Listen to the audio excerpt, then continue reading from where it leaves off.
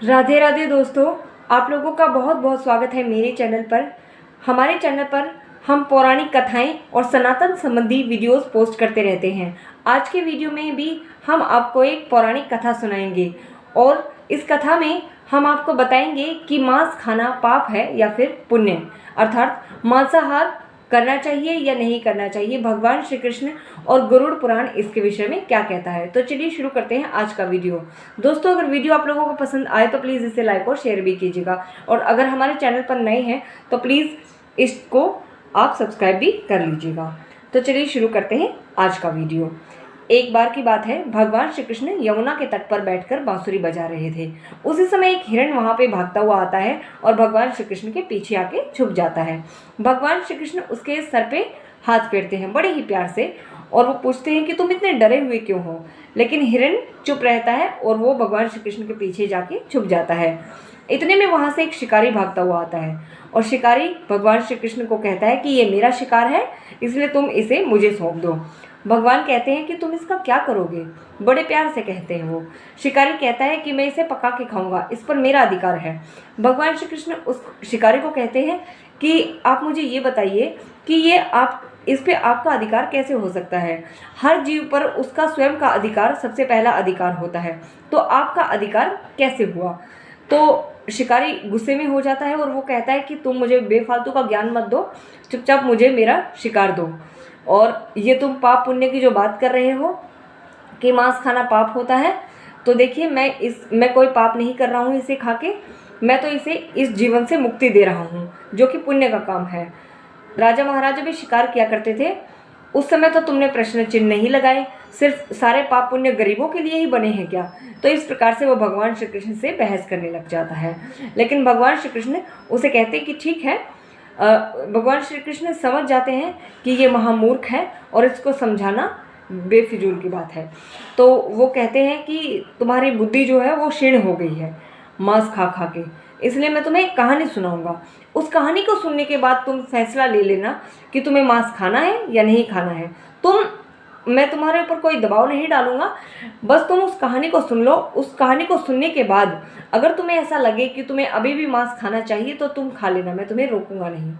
तो भगवान श्री कृष्ण उसे कहानी सुनाना शुरू करते हैं। भगवान श्री कृष्ण कहते हैं, एक बार की बात है, एक राज्य में एक राजा हुआ करते थे और उनके राज्य में बहुत ही अकाल पड़ गया। अकाल होता है खाने पीने की चीज़ें खत्म हो गई। तो राजा बड़े चिंतित हुए। उन्होंने सभी मंत्रियों की एक बैठक बुलाई और कहा कि देखो, हमारे राजकोष में इतना धन नहीं है कि हम पूरे राज्य में बांट सकें, और मैंने मंत्रियों की ये बैठक इसलिए बुलाई है कि मैं आप लोगों से इस समस्या का समाधान चाहता हूँ कि किस प्रकार से मैं अपनी जनता को मरने से बचा सकता हूँ।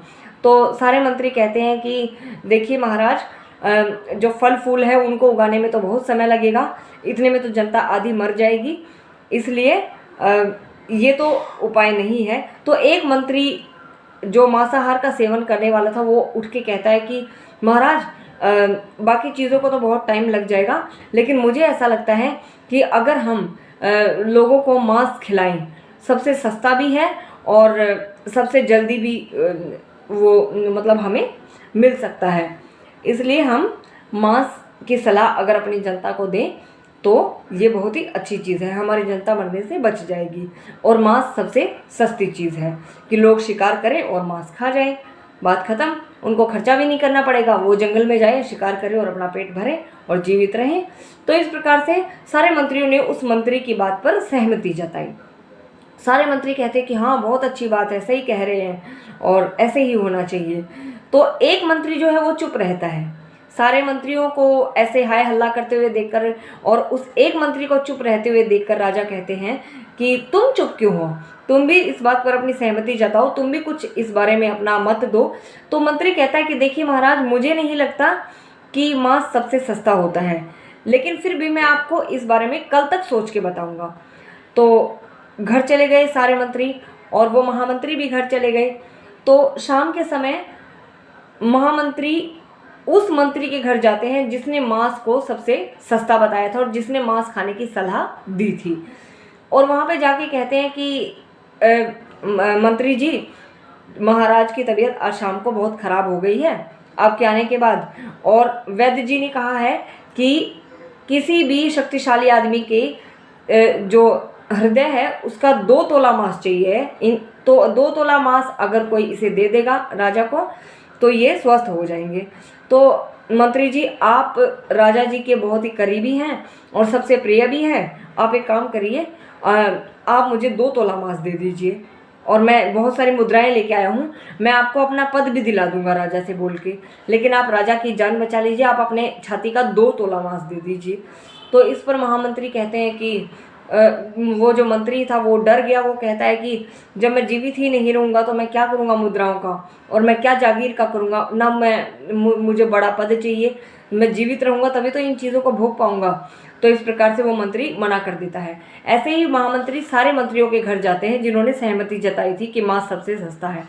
सबने देने से मना कर दिया, बल्कि सबने अपना पीछा छुड़वाने के लिए महामंत्री को पैसे देने शुरू कर दिए। तो अगले दिन सारे मंत्री जो है इकट्ठा होते हैं और ये सोचते हैं कि देखते हैं महाराज की कैसी तबीयत होगी। सुबह सुबह वो जब जाते हैं दरबार में तो देखते हैं कि महाराज तो बिल्कुल स्वस्थ हैं। तो वो सब महामंत्री की तरफ देखते हैं कि इसका मतलब आपने हमें झूठ बोला। तो ये चीज़ें होती हैं। तो फिर महामंत्री राजा को ये सारी बातें बताते हैं। राजा कहते हैं कि इतना धन तुम्हारे पास कहाँ से आया। कहते हैं कि इतना धन तुम्हारे पास कहाँ से आया। इस पर महामंत्री उनको पूरी घटना बताते हैं कि महाराज ऐसे ऐसे हुआ। मैं आपके स्वास्थ्य का बहाना बनाकर और सारे मंत्रियों के पास गया था जिन्होंने ये सलाह दी थी कि मांस सबसे सस्ता है, और आपके स्वास्थ्य के लिए मैं 2 तोला मांस खरीदने के लिए इनके पास गया था मुद्राएं लेकर, लेकिन इन्होंने अपना पीछा छुड़वाने के लिए मुझे ही मुद्राएं दे दी। इस प्रकार से राजा को महामंत्री की बात समझ में आती है और वो अपने प्रजा को कहते हैं कि नहीं, मांस सबसे सस्ता नहीं है। आप और ज़्यादा मेहनत करके अच्छा और ज़्यादा परिश्रम करके अनाज उगाइए, फल उगाइए और अपने राज्य का अकाल दूर कीजिए। वो प्रजा से इस प्रकार की प्रार्थना करते हैं और प्रजा भी राजा का इसमें साथ देती है और पूरी प्रजा वो बहुत ही लगन से और परिश्रम से और अधिक कुशलता से अपने राज्य का अकाल दूर करती है। इस प्रकार से कृष्ण भगवान उस शिकारी को ये कथा सुनाते हैं। तो इस कथा को सुनने के बाद शिकारी का मन पलट जाता है और वो भगवान श्री कृष्ण के चरणों में गिर जाता है और कहता है कि प्रभु मुझे क्षमा कर दीजिए। मैं अनजाने में, मुझे ये भी नहीं पता था कि मांस, मैं तो ये समझ रहा था कि इस जीव को मुक्ति देके मुझे और पुण्य मिलेगा। मुझे नहीं पता था कि मांस खाने से या फिर मांस का अगर मैं सेवन करूंगा तो उसके पीछे इतनी चीत्कार, इतने कष्ट, इतने दुख दर्द छुपे होते हैं। जिस मांस को हम इतने मज़े ले लेके खाते हैं उसके पीछे कितनी किलकारियाँ उनकी होती हैं, जीवों की कितनी उनकी चीख पुकारें होती हैं। तो वो भगवान को धन्यवाद कहते हैं और कहते हैं कि भगवान आपने मुझे इस घोर पाप से बचा लिया, उसके लिए आप मुझे क्षमा करें। तो इस प्रकार से भगवान श्री कृष्ण ने उस शिकारी को समझाया। दोस्तों, अगर आपको भी मांसाहार आप भी सेवन अगर करते हैं, देखिए मैं आप लोगों को नहीं बिल्कुल भी कहूँगी कि आप उसका सेवन करना छोड़ दीजिए, लेकिन अगर आपने मेरी कहानी यहाँ तक सुन ली है, अगर आप इस जगह तक आ गई हैं कहानी सुनते सुनते, तो मैं आपसे हाथ जोड़कर ये प्रार्थना करती हूँ कि आप इस बात पर एक बार विचार ज़रूर कीजिएगा। इस कहानी पर हो सकता है मेरी एक वीडियो की वजह से कुछ जीवों की जान बच जाए। और अगर आप सनातन से संबंध रखते हैं तो कृपया आप मेरी बात पर अवश्य विचार कीजिएगा। दोस्तों, बहुत बहुत धन्यवाद।